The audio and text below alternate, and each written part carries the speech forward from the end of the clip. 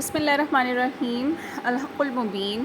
اگلا جو عقیدہ ہے ہمارے پاس وہ ہے انبیاء، رسل، ملائکہ، ان سب کے بارے میں جو بیہودہ کلمات دیوبندیوں کے نزدیک استعمال کیے گئے ہیں۔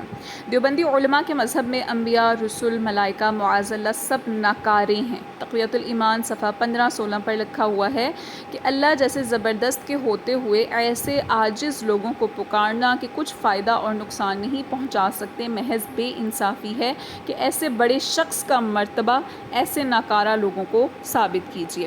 اب دیکھیں یہاں پر یہ چیز واضح ہو جاتی ہے کہ ٹھیک ہے، ہم بھی اس بات کے قائل ہیں کہ اللہ کے آگے سب لوگ عاجز ہیں، سب بے بس ہیں، اللہ تعالیٰ کے عطا کیے بغیر کوئی بھی جو ہے وہ اس کے آگے اس کی مرضی کے بغیر نہیں چل سکتا۔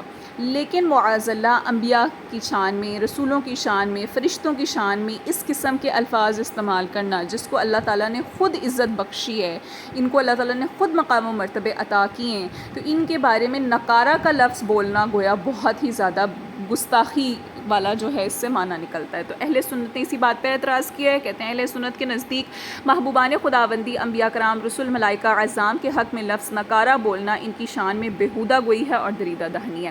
بیہودہ گوئی کا مطلب بھی بد کلامی، بد زبانی ہوتا ہے، اور دریدہ دہنی کا مطلب بھی بد کلامی، بد زبانی ہوتا ہے۔ تو دریدہ دہنی ہے نا، اس کا مطلب ہوتا ہے، دریدہ کہتے ہیں پھٹے ہوئے کو، دہن کہتے ہیں منہ کو، منہ پھٹ جو ہوتا ہے، یعنی ایک بد کلامی یا بد زبانی وہ ہوتی ہے جس میں تھوڑا سا نرمی والا پہلو ہوتا ہے، اس کو بیہودہ گوئی میں شمار کیا جاتا ہے۔ اور دریدہ دہنی کا مطلب یہ ہوتا ہے کہ بد کلامی، بد زبانی ہو رہی ہے لیکن بہت ہی زیادہ سخت الفاظ میں ہو رہی ہے۔ اگلا جو ہے وہ بھی انبیاء رسول کے ہی شان میں دیوبندیوں کا مذہب ہے کہ علماء دیوبند کے نزدیک اللہ تعالیٰ کی بڑی مخلوق انبیاء اور رسول کرام علیہ السلام کی شان اللہ تعالیٰ کی بارگاہ میں معاذ اللہ چوڑے چمار سے بھی گری ہوئی ہے، یعنی انہوں نے رسولوں کے لیے، انبیاء کے لیے چوڑے چمار کا لفظ استعمال کیا۔ تو تقویۃ الایمان کے صفحہ نمبر 8 پر تحریر ہے، اور یہ یقین جان لینا چاہیے کہ ہر مخلوق بڑی ہو یا چھوٹی، اب دیکھیں یہاں سے یہ بات واضح ہو جاتا ہے کہ انہوں نے بڑی کا لفظ بھی استعمال کیا، چھوٹی کا بھی۔ چھوٹی سے تو سمجھ آ جاتی ہے سب کو، جو عام امت مراد ہوگی۔ بڑی سے مراد کیا ہے؟ جو بڑے مرتبے والے ہیں، ولی ہیں، ولی اللہ ہیں، انبیاء ہیں، ملائکہ ہیں،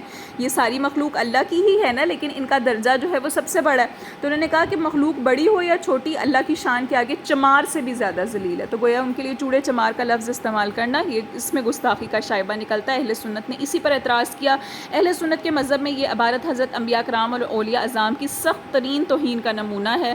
ہر چھوٹی اور بڑی مخلوق کے معنی رسول کریم اور اولیاء اعظام کو ہونا متعین ہو گیا، کیونکہ چھوٹی مخلوق کے لفظ سے چھوٹے مرتبے کی کل مخلوقات عامہ مراد ہوگی، اور ہر بڑی مخلوق کے لفظ سے بڑے مرتبے کی کل خاص مخلوق کے معنی بغیر تعویل و تعامل کے ہر شخص کی سمجھ میں آ جاتے ہیں۔ یعنی ہمیں کسی مزید وضاحت کی یا کسی شک و شبے کی کوئی گنجائش نہیں بچتی۔ جب یہ کہہ دیا بڑی مخلوق تو اس سے مراد یہی ہے کہ بڑے مرتبے کی جو خاص مخلوق ہوگی، اور بڑے مرتبے کی خاص مخلوق کون سی ہے؟ انبیاء، رسول، ملائکہ وغیرہ ہیں۔ تو کہتے ہیں ظاہر ہے کہ بڑے مرتبے کی خاص مخلوق انبیاء علیہ السلام، ملائکہ کرام اور اولیاء کرام ہی ہیں۔ اب انہیں بارگاہ خداوندی میں معاذ اللہ چوڑے چمار سے زیادہ ذلیل کہنا جس قسم کی شدید توہین ہے وہ محتاج تشریح نہیں ہے۔ کیوں؟ کیونکہ ان کے بارے میں اللہ پاک نے خود اپنے قرآن مجید میں اپنے مقرر بندوں کو عزت دی ہے، اور ان کو کیا کہا ہے؟ عباد مکرمون۔ اب جب فرشتوں کو جو مشرکین تھے انہوں نے اللہ کی بیٹیاں قرار دیا تھا، تو اللہ پاک نے آیت مبارکہ میں خود ان کے بارے میں، فرشتوں کے بارے میں یہ الفاظ استعمال کیے تھے کہ وہ اللہ کی اولاد نہیں ہے بلکہ عباد مکرمون ہیں، وہ مکرم بندے ہیں۔ تو اللہ تعالیٰ جن کو خود عزت والا کہہ رہا ہے ان کے لیے چوڑے چمار کا لفظ استعمال کرنا کیا جائز ہوگا؟ اسی طرح سے کان عند اللہ وجیہا، وہ اللہ کے نزدیک باعزت ہیں، وقار والے ہیں، وجیح ہیں۔ تو یہ حضرت موسیٰ علیہ السلام کے بارے میں بیان فرمایا گیا جو کہ نبی ہیں، تو نبی کو خود اللہ پاک عزت دے رہا ہے اور ایسا مرتبہ، مقام و مرتبہ عطا فرما رہا ہے، تو کیا اس کے لیے چوڑے چمار کا لفظ نعوذ باللہ استعمال کرنا درست ہوگا؟ کہتے ہیں اللہ نے خود انہیں اپنی بارگاہ میں بڑی عزت و بزرگی والا اور ذی وجاہت فرمایا ہے، نیز اپنے پاک بندوں کو منعم علیہم قرار دے کر، یعنی ان پر نعمتوں والا ان کو قرار دے کر کہا کہ ان اکرمکم، بے شک تم میں سب سے زیادہ باعزت عند اللہ، اللہ کے نزدیک وہ ہے، اتقاکم، جو تم میں سب سے زیادہ پرہیزگار ہے، یہ فرما کر ان کی شان بڑھائی ہے۔ تو لیکن اس کے مقابل دیوبندی علماء خصوصاً صاحب تقویۃ الایمان نے، یعنی جنہوں نے یہ تقویۃ الایمان لکھی ہے، انہوں نے ان کو چوڑے چمار سے بھی زیادہ ذلیل قرار دے کر ان کی توہین و تنقیص کی ہے، یعنی ان کی شان میں کمی کی ہے۔ اہل سنت اس عبارت کو گندگی اور نجاست تصور کرتے ہیں اور ایسے عقیدہ کو کفر خالص سمجھتے ہیں، اعاذنا اللہ منہ، یعنی ہم اللہ تعالیٰ سے اس کی پناہ مانگتے ہیں۔